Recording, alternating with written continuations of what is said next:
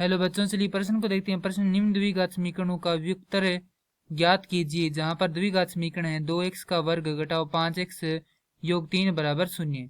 तो प्रश्न को आगे हल करें उससे पहले जो प्रश्न की मुख्य अवधारणा है उस पर विचार करते हैं।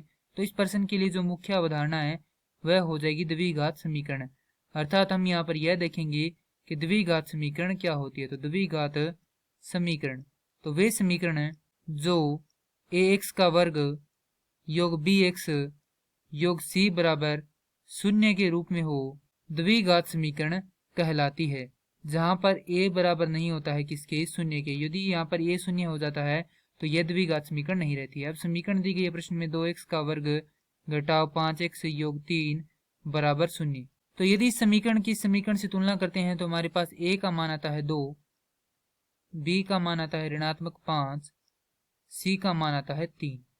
और जैसा कि हम जानते हैं कि व्युत्तर से d बराबर होता है b का वर्ग घटाओ 4ac, जहां पर हमारे पास तीन स्थितियां होती है। पहली स्थिति होती है d बराबर होता है यदि शून्य के, तो हमारे पास जो मूल है वह वास्तविक तथा बराबर आते हैं। यदि d क्या हो, बड़ा हो शून्य से, तो हमारे पास जो मूल है वह वास्तविक व भिन्न प्राप्त होते हैं, अर्थात अलग अलग होते हैं। और यदि d छोटा हो शून्य से तो मूल क्या होते हैं, काल्पनिक होते हैं, अर्थात उनका कोई अस्तित्व नहीं होता है। अब यहाँ पर d बराबर हो जाएगा b का वर्ग, b है ऋणात्मक 5 तो इसका वर्ग घटाव 4 गुना में a का मान है 2 गुना में c का मान है 3।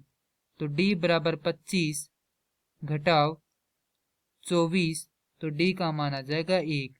और यही क्या करना था, हमें प्रश्न में ज्ञात करना था।